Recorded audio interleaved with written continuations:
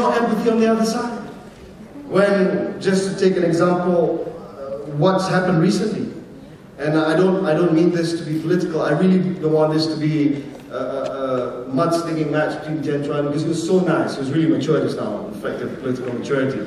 So I don't want to but just taking a recent example about this beer seizure in Selangor, the empathy towards Malay community.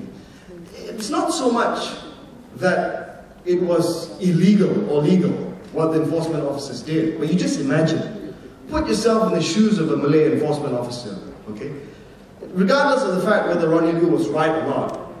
In fact, legally probably he was right to say that you have no right to seize beer if you are an enforcement officer. But you imagine, you are in the situation of a Malay enforcement officer going to 7-Eleven to take this beer because you believe that it shouldn't be sold, it's against your religion, it's a Malay majority area.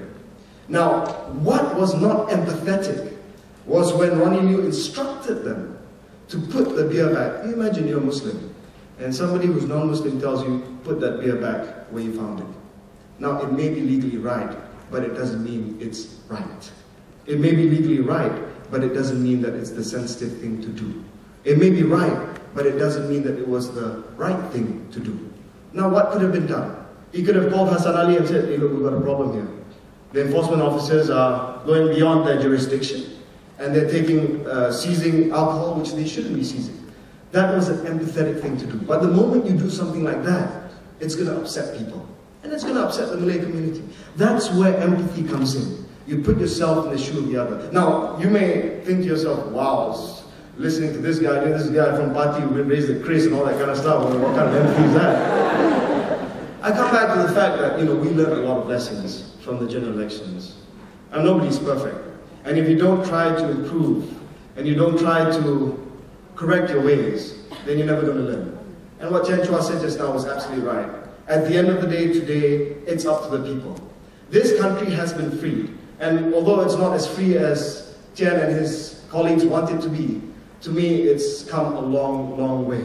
It's come a long, long way. Whether by default or design, it's come a long way. Whether you say it's by default because you cannot control the flow of information anymore, or whether you say it's by design because Allah and Najib has come in and said, we want more liberal policies. Whatever it is, people have more access to information. And you are far easier to decide the destiny of your politics. And that's what it's all about. But just to wrap up, we have to make tough decisions as well. Just now, I just wanted to take one issue with Tian's speech. He said, in jest really, but nonetheless it was a point registered. He said, we cannot treat you guys like kids. We cannot treat you guys like kids. We cannot filter the internet. Now, I just want to say something about this. Whenever we are confronted with a public policy problem, we have to view it as such. When we are confronted with the beer problem, it's not just a religious problem for Muslims, but it's also a public policy issue. It's a social issue. Do you really want your kids to be able to get beer free and easy at every 7-Eleven in this country? I think even Christians and Buddhists find that quite difficult to accept. Coming back to the internet filtering problem, I'm not saying, don't quote me and saying, KJ wants to censor the internet, no. But we have to ask certain tough questions. For instance, what do you do? And Western countries are asking the same questions. What do you do with child pornography? I mean, surely there's a base standard which we agree to say that this is wrong. Even if a lot of you guys think that pornography is wrong, but child pornography is wrong. Child pornography, everyone's laughing, I mean, yeah. But surely child pornography is wrong. So what do? Then you must have some sort of discussion amongst Malaysians saying that what do we do with this? If we have a filter, surely the default position can't be, they want to censor the internet. They want to censor www.keadilan.org. No. That can't be the default position. You cannot be too cynical. I understand that BN has been in power for so long. The automatic thing for you to think is, no, must be wanting to censor the internet for politics. I mean, we've been there for too long. I know that BN and UMNO are so unfashionable, so uncool for you guys.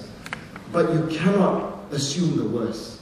There needs to be some parameters where we can discuss. For instance, on child pornography. What do we do about it? At the end of the day, maybe you'd find out that if we had a proper discussion about child pornography, we'd all decide, yes, We need to have some independent filter so that kids or whoever, pedophiles especially, can't access child pornography in Malaysia. That's essentially it. But unfortunately, the politics of this country has not reached that level of maturity. Whenever you see something, you assume the worst. Whenever you see something, especially of the government, you say, that's the worst. When you see something about the government, opposition, you assume the best. And that's the sort of cynicism that we must break away from. And I'm willing to listen to you guys after this. Say what you want. Don't hold your punches. See, I thought I'd come here, and usually we have a script that we come here, and UMNO guys, BN guys, come here, students. Script goes like this, you all, you should be thankful to government.